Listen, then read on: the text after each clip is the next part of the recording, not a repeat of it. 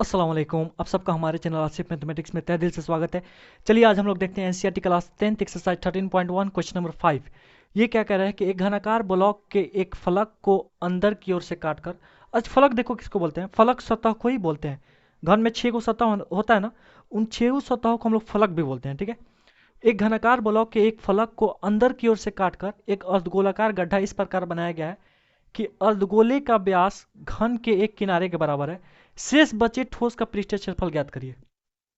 इससे पहले वाला जो सवाल था ना 4 नंबर, उसमें क्या था, घन के ठीक ऊपर एक अर्धगोला रखा गया था और हमसे पूछ रहा था जो भी ठोस बना है ना उसका पृष्ठीय क्षेत्रफल बताइए। इसमें क्या कर रहा है, ठीक वैसा ही है, बस अर्धगोला को इसके ऊपर नहीं रखा है। अर्धगोला को किसी एक फलक ले लीजिए, कोई एक सतह ले लीजिए, मैं मांग चला हूँ ऊपरी सतह ले रहा हूँ। ऊपरी फलक को काट काट के अंदर से एक अर्धगोला बनाया गया है और इस प्रकार अर्धगोला बनाया गया है कि अर्धगोले का जो व्यास है ना घन के किनारे के बराबर है, ठीक है। यानी घन का किनारा और अर्धगोले का ये वाला व्यास, ये वाला दोनों क्या है, बराबर है, ठीक है। हो सकता था कि अर्धगोला हम इस तरह काटे कि अंदर में रह जाए छोटा सा अर्धगोला, इतना बड़ा अर्धगोला बन जाए, नहीं। कह रहा था कि अर्धगोला इस तरह काटा गया है उसमें से कि जो घन का साइज है ना, जो घन का किनारा है और अर्धगोले का व्यास दोनों सेम है, ठीक है। अब सवाल में हमसे ये नहीं बताया है कि घन का किनारा कितना है। मान लीजिए घन का किनारा एक्स वाई जेड कुछ भी मान सकते हैं, चाहे ए भी मान सकते हैं। मान लीजिए घन का किनारा कितना है, ए है, लंबाई चौड़ाई और ऊंचाई कितना है, ए है। हमसे कह रहा है क्या कि ये जो भी ठोस बना है ना, अच्छा ये मान सपोज करो ये घन लकड़ी का होता, तो हम लोग काट काट के अंदर से लकड़ी को, मैंने ऊपर से काट काट के एक अर्धगोला बना सकते थे अंदर में।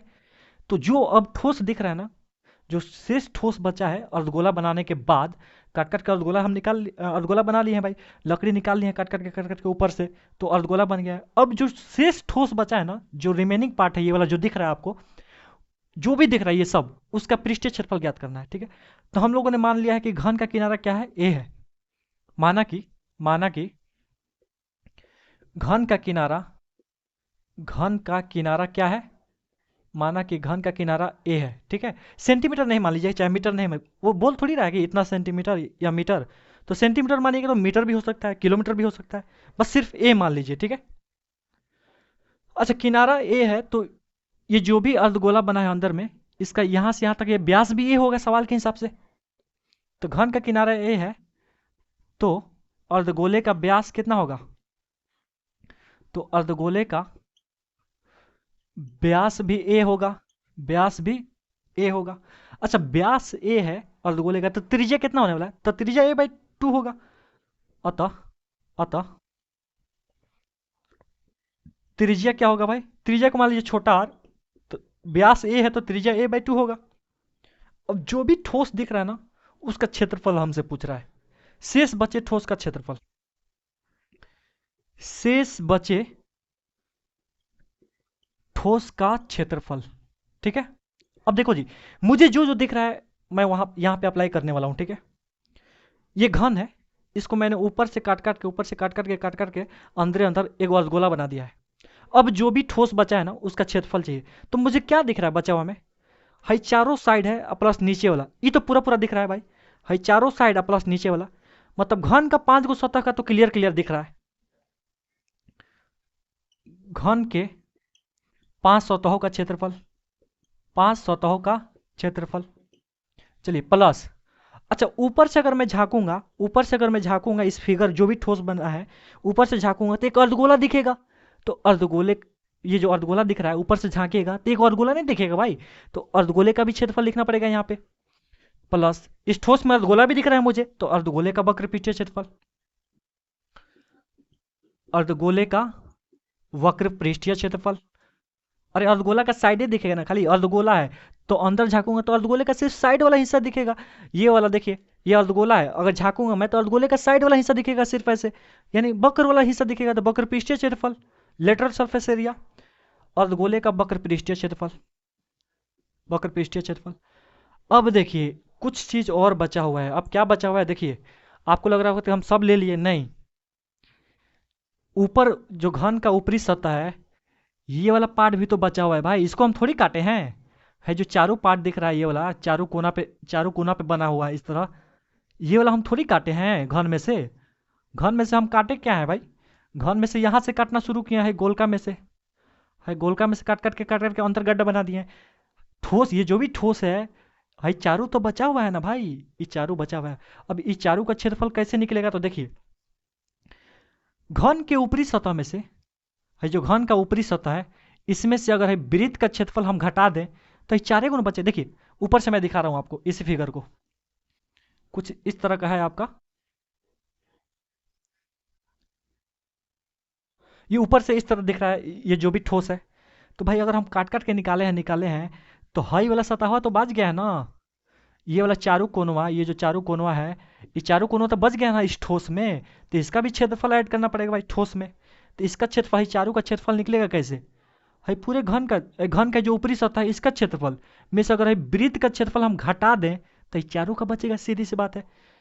तो ये चारू का कैसे निकलेगा भाई? तो घन का ऊपरी सतह, यहां लिख रहा हूं, ठीक है। घन घन का घन के ऊपरी सतह का क्षेत्रफल, घन के ऊपरी सतह का क्षेत्रफल, अब माइनस है वृत्त का क्षेत्रफल घटा दीजिए। वृत्त का क्षेत्रफल क्या होता है? पाई आर स्क्वायर, ठीक है, क्लियर। तो इस चारू का भी क्षेत्रफल ऐड हो गया इस ठोस में। अब जो भी है उसका वैल्यू पुट करो। घन के 5 सतहों का क्षेत्रफल, अरे घन के 1 सतह का क्षेत्रफल भुजा का स्क्वायर, तो 5 सतह का 5 गुना भुजा का स्क्वायर, 5 गुना ए स्क्वायर प्लस, अरे घन के 6 सतह का क्षेत्रफल क्या होता है? 6 गुना भुजा स्क्वायर, 5 गुना का क्या होगा? 5 गुना भुजा स्क्वायर। चलो प्लस प्लस, और गोले का वक्र पृष्ठीय क्षेत्रफल क्या होता है? 2 पाई आर स्क्वायर, ठीक है, प्लस तो प्लस, ब्रैकेट डाल लो, ठीक है। घन के ऊपरी सतह का क्षेत्रफल, घन के ऊपर में कौन सा होता है? घन का ही एगो है, पूरा किनारा है ये वाला। तो घन के ऊपरी सतह का क्षेत्रफल क्या हो जाएगा? भुजा का स्क्वायर। भुजा का स्क्वायर मतलब ए का स्क्वायर है, जो भी घन का ऊपर वाला सतह है इसका क्षेत्रफल चाहिए। तो ये वर्ग होता है ना भाई, वर्ग का क्षेत्रफल क्या होता है? भुजा का स्क्वायर। तो घन के ऊपरी सतह का क्षेत्रफल क्या हो जाएगा? भुजा का स्क्वायर मतलब भुजा ए है तो ए का स्क्वायर, अब माइनस पाई आर स्क्वायर, ठीक है, पाई आर स्क्वायर को पाई आर स्क्वायर अभी रहने दो। 5 ए स्क्वायर, ठीक है, 5 A square plus 2 pi R square, plus 2 pi R square, है प्लस को अंदर भेज दो। प्लस गुने plus, plus A square, plus गुने minus, minus pi R square. अब जरा गौर से देखिए, 5 गो ए स्क्वायर और प्लस ए गो स्क्वायर, 6 गो square, plus 2 pi R square में से माइनस पाई आर स्क्वायर गया, प्लस ए गो पाई आर स्क्वायर। अच्छा 2 गो पाई आर स्क्वायर में से ए गो पाई आर स्क्वायर गया, ए गो पाई आर स्क्वायर। याद करिए 4 नंबर सवाल, 4 नंबर सवाल में भी यही फार्मूला अप्लाई हुआ था, ठीक है। तो इस सवाल को हम लोग डायरेक्ट वैसे भी बना सकते थे, ठीक है। इस ठोस का क्षेत्रफल चाहिए था ना, तो घन का कुल पृष्ठीय क्षेत्रफल प्लस अर्धगोले का क्षेत्रफल और माइनस वृत्त का क्षेत्रफल कर देते तो हमारा क्या हो जाता? आ जाता, ठीक है। चलो देखो जी, यानी 4 नंबर की तरह फार्मूला अप्लाई करते तभी भी आ जाता, यही चीज़ आ जाता, लेकिन मुझे थोड़ा एक्सप्लेन करके बताना था आपको, इसलिए मैं थोड़ा डिटेल्स में गया, ये तोड़ तोड़ के हर एक चीज़ आपको समझाया हूँ, ठीक है। चलो 6 का 6, ए स्क्वायर रहने दो, प्लस प्लस पाई का पाई, पाई चेंज नहीं करिएगा 22/7। सवाल में कोई भी डिजिट दिया है क्या? नहीं दिया है, तो पाई को पाई ही रहने दीजिए। आर का स्क्वायर, आर कितना है? a/2, तो a/2 का स्क्वायर करना है, ठीक है।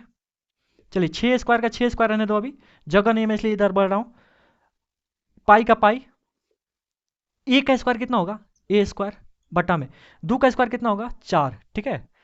अब देखिए आंसर आप यहीं पे भी छोड़ सकते हैं, लेकिन बुक वाला आंसर मिलाने के लिए हम लोग थोड़ा एलसीएम वगैरह ले सकते हैं, ठीक है। नीचे में एक छुपा रहता है, तो 1 4 का एलसीएम कितना हुआ? 4, 1 चौका 4, 4 बार में, और 4 छके 24, ए स्क्वायर है तो ए स्क्वायर प्लस का प्लस, 4 से 4 एक बार में, एक में पाई ए स्क्वायर से गुना करिएगा तो पाई ए स्क्वायर हो रहेगा, ठीक है।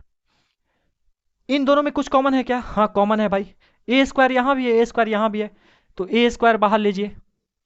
ए स्क्वायर अगर मैं बाहर लूंगा तो यहाँ पे क्या बच जाएगा? यहाँ पे 24 बच जाएगा, प्लस यहाँ पे क्या बच जाएगा?